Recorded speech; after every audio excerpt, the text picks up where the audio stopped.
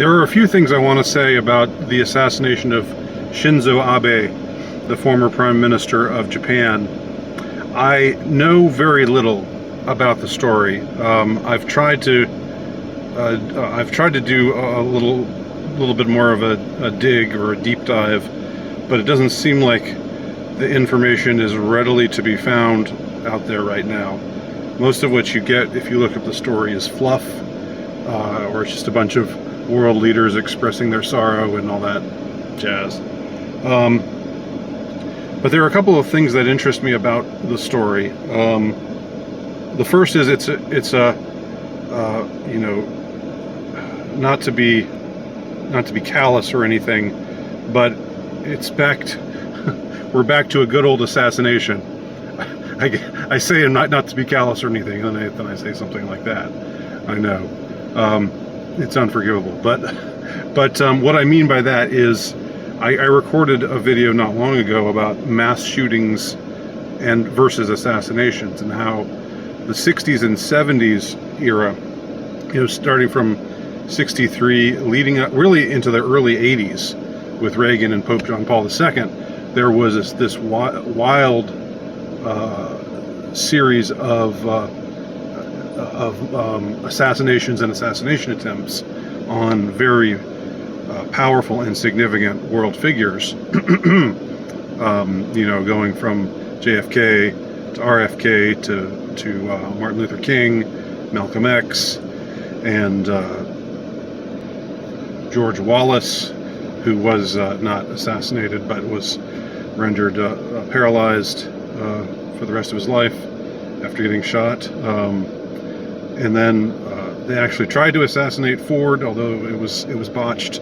One of the supposed Manson gang, I think, attempted that. And then you had the assassination attempt on Reagan in March of '81, and I think Pope John Paul was a little bit after that.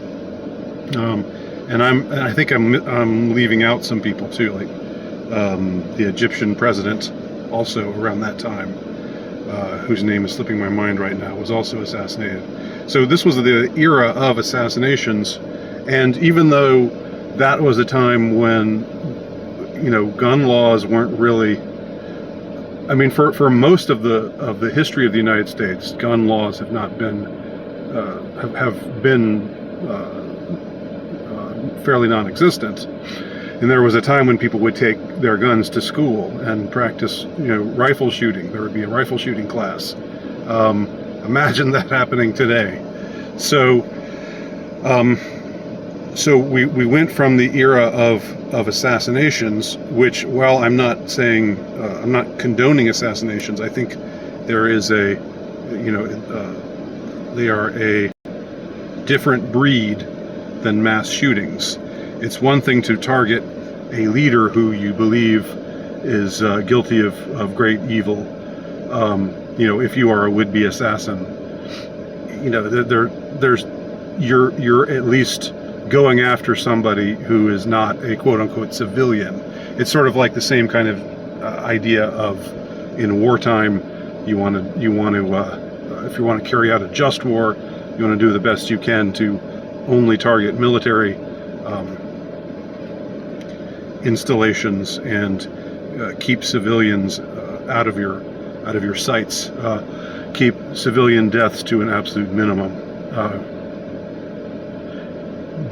So the same kind of applies here. Like you could see there being a situation where an assassin would be a deeply moral act in certain cases. I mean, just think of, I'm not going to name any names, but just think of the, a enormously evil leader who's done terrible things and is in the midst of a reign of terror. If somebody were to assassinate that person, you could see that as a just act. Whereas the mass shootings, which seem to be, more the norm these days. And of course, we had the latest one in just outside of Chicago in Highland Park, and I don't even know what to say about it, so I'm not even going to hazard any Any thoughts? I don't. It seems like, except to say, you have this supremely addled-looking young man who's clearly not in his right mind. From what I can gather, was he rendered that way due to pressure from the outside, or was he just somebody who, the wires were crossed in his brain, or he was, due to trauma, he was just not a functional human being. I can't really say right now. I don't want to jump the gun and declare anything on that, as far as that apparent mass shooting again in Highland Park near Chicago goes. Of course, in downtown Chicago, there's people die of gun violence every single day in mass numbers, and that never gets reported on. But there you go. But so you have this week that's just passed, that's been bookended now with this July 4th shooting in Chicago, or near Chicago, and now this assassination in Japan of Shinzo Abe. Shinzo Abe was a former prime minister. He was in power for it seems a fairly long time. Got reelected, I think, a couple of times. And try as I might, I can't find out very much about the accused assassin in this case, except that supposedly he had a homemade gun, which that's pretty resourceful. I mean, I'm not condoning his act, but you've got to kind of have it together to be able to manufacture your own weapon. So I doubt we're dealing with somebody who's mentally ill in this case.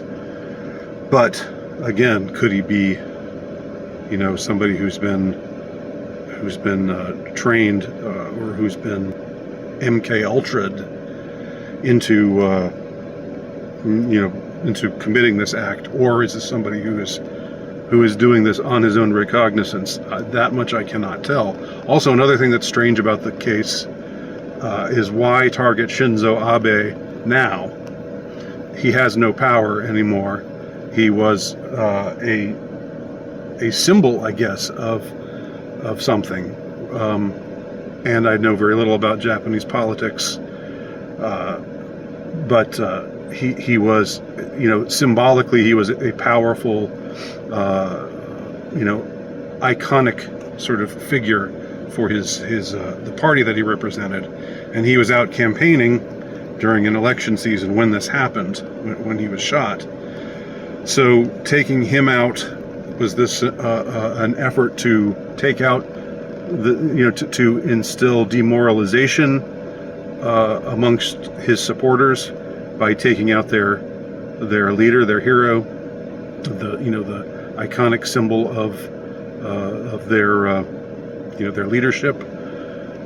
It seems like that could easily backfire. It seems like people could be inspired by this act to be even more fervent in their support for whatever Abe's party is, whatever his policies are. And people out there, I'm sure they are more aware of these things, more educated about these subjects than I am. So welcome anybody's insights on any of this. But I do think it's odd. Why not target whoever's in power now, as opposed to just this essential figurehead, this symbolic leader? Who or what is behind it? I've heard people say maybe China is behind it, because Abe was a very nationalist-oriented leader of Japan, and Japan and China, of course, have historical animosities. I don't know. There's a lot to ponder, but I'm just laying out the bare bones of everything, and hopefully there'll be more to chew on.